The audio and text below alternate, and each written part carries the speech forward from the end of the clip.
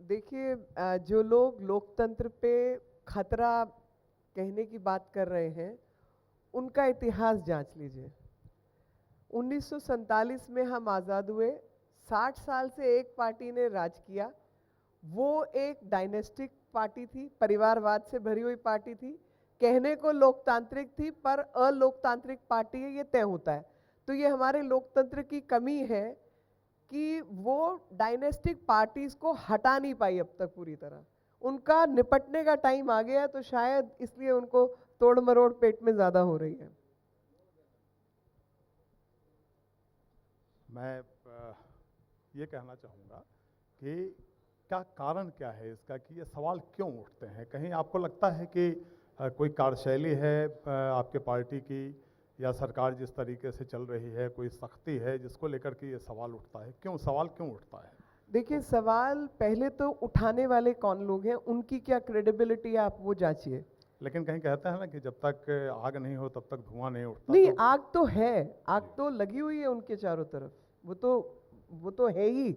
जिनके हाथ से सोने की थाली छिन गई, जिन्होंने इस देश के गरीबों को बैंक के खाते नहीं खुलवा के दिए, जिन्होंने 70 साल की आज़ादी में शौचालय नहीं बनवा के दिए, सड़कों पे काम नहीं किया, स्वास्थ्य की योजनाएं नहीं लेके आए, गरीबों को मकान नहीं दिए, गरीबी हटाओ का नारा जरूर दिया, लेकिन गरीबी कैसे हटानी है काम नहीं किया, और उनकी तो रोटी रोजी छीनी गई है जी। आग तो लगी हुई है चारों तरफ, वो तो मैं भी मानती हूँ, लेकिन वो लोकतांत्रिक आग है कि सही मायने में लोकतंत्र उन लोगों तक पहुंच रहा है जिनके पास लोकतंत्र के लाभ अब तक नहीं पहुंचे थे।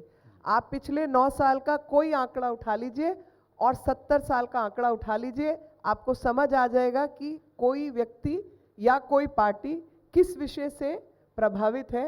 हम तो देश की सेवा का वचन देकर और उसी कार्य को आगे बढ़ाने के लिए राजनीति में आए थे और वही कर रहे हैं।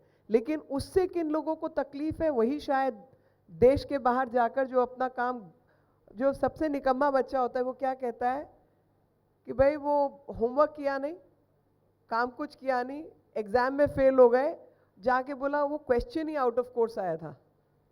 वही हाल है कि क्वेश्चन आउट ऑफ कोर्स है, इसलिए विदेश में जाके बोल रहे हैं। देश के अंदर 3 चुनाव है जी, नॉर्थ ईस्ट के तीनों चुनाव, जहां पर या तो क्रिश्चियन बहुल क्षेत्र है या ट्राइबल बहुल क्षेत्र है, तीनों चुनाव हारे हैं।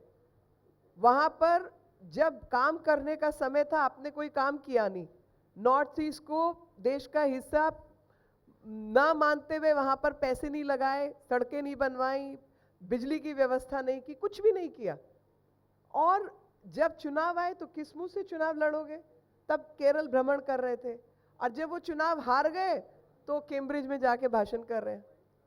लेकिन आप उसी नॉर्थ ईस्ट में जाकर के आपने राष्ट्रवादी कांग्रेस पार्टी को भी साथ ले लिया, जिस बीजेपी गवर्नमेंट में, जिस सरकार में आप हैं उसके बीजेपी भी है। देखिए, वो भी लोकतंत्र का हिस्सा है ना, अलायंस तो बनाए ही जा सकते हैं। तो आप करें तो लोकतंत्र का नहीं हिस्सा है, नहीं और दूसरा नहीं करें नहीं, तो हमने तो उनके अलायंस के ऊपर तो हमने कुछ नहीं कहा।